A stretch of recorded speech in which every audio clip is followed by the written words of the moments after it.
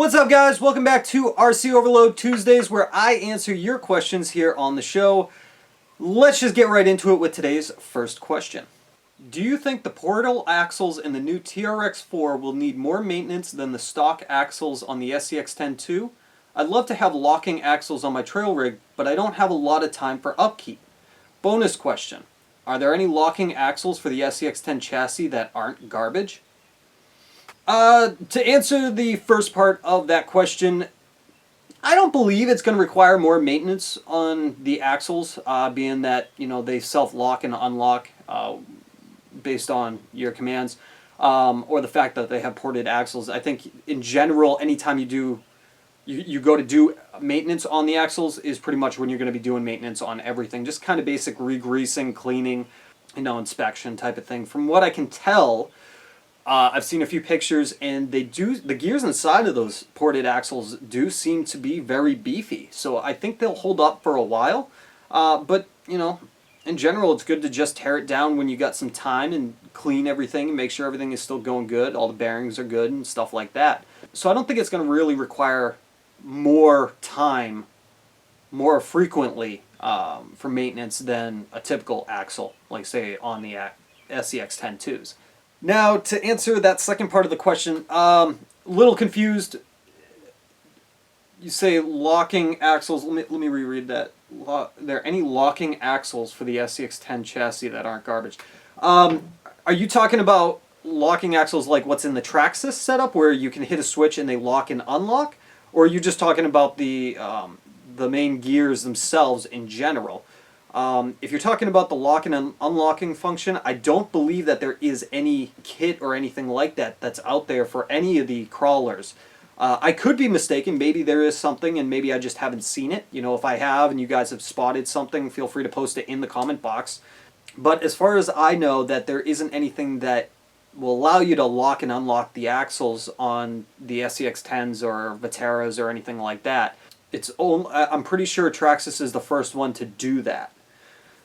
If you're just talking about the gears themselves, and as far as how well, something that holds up better than the stock locked gears in general, there's a lot of options out there, honestly. I myself have not tried out any of them out there because I'm still running stock gears in both my axial SCX-10s.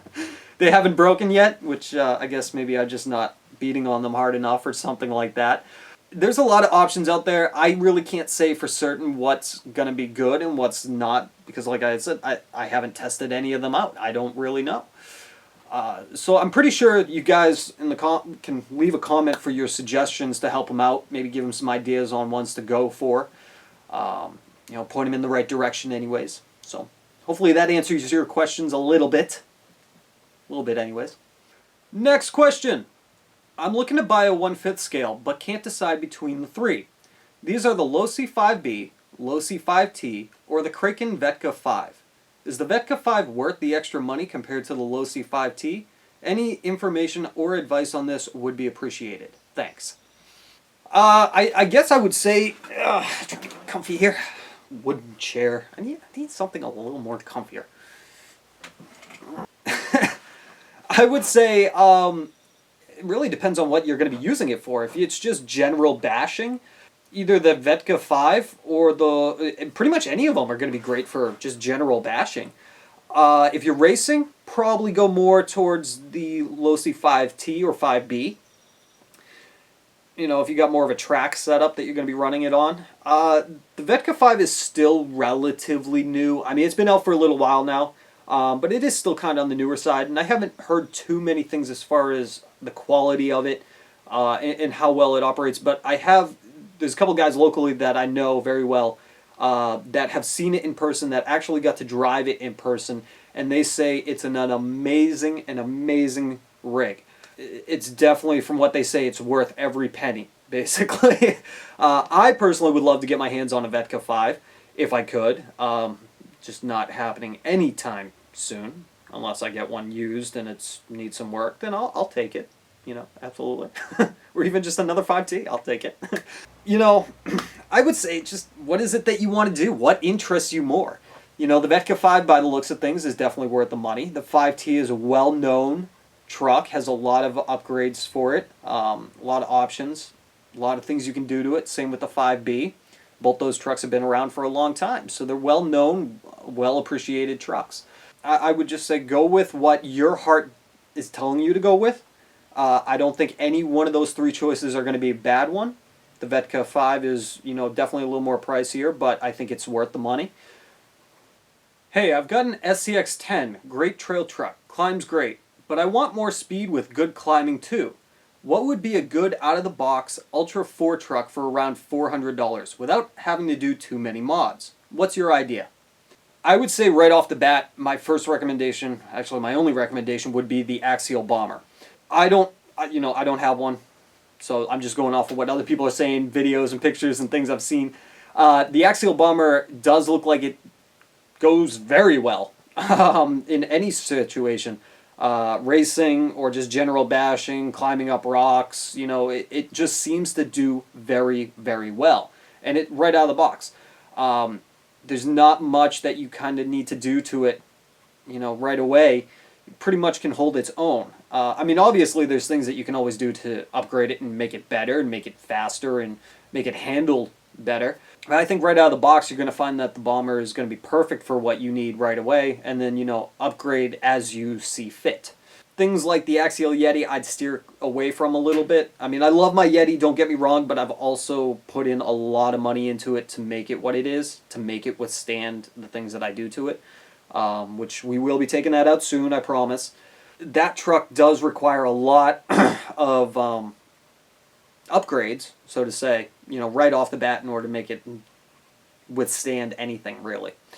A good truck, but you got to be willing to spend some money. So I would definitely say go with the Axial Bomber. It should be a good truck for you right out of the box. What do you recommend to do when putting 40 Series Big Joe tires on a Revo 3.3 to keep the engine temps lower? I would say probably the biggest benefit that you're going to find would be to add some air holes into the body. Right on the front windshield, cut out some holes or just cut out the whole front windshield itself. If you're running in a really high sandy or dirty area with it, you can even put some mesh behind it to help block a little bit from hitting the air filter and stuff like that. But definitely open up the windshield area, allow more air to come through it, help it cool off, or just find a different body that might allow for better airflow through it. The stock body on it does very good. I am myself planning to cut out a hole in the windshield to allow for better cooling here, especially as this, you know, it gets warmer out. It'll help with the temps in general. Another option that you can do is looking at a different head, the cooling fins to put on the motor. Something bigger with, you know, beefier fins or more fins will definitely help cool down the engine a lot more. Re-gearing will also work. Doing some, I've even heard what helps lower stress a little bit on the motor is putting a 3-shoe clutch system in there. I'm going to be doing that as well on mine. You know, allows it to engage and grab better than the 2 that's on there. Let's see here. Anything else I can think of? Run a little bit on the richer side, if anything. The lubrication should help a little bit to keep the temps lower. Not a lot, but it'll definitely help keep the temps a little bit cooler. Don't run the truck when it's like 90 degrees outside and it's humid as heck, like 100% humidity. Even general, just a stock truck like that, I won't do that. 85, 90 degrees with 100% humidity, which we get a lot of around here in the summertime. I won't run my trucks just because it's too hot. You know, they get too warm too quick, and it's hard to keep the temps in control when you're bashing on them. So those should be a few things to help you out anyways, give you, you know, a starting point. You know, do something and then run it and see what the temps are and try something else and see if the temps drop. It's always about testing. See what works for you. Last question. Would you ever sell any of your cars?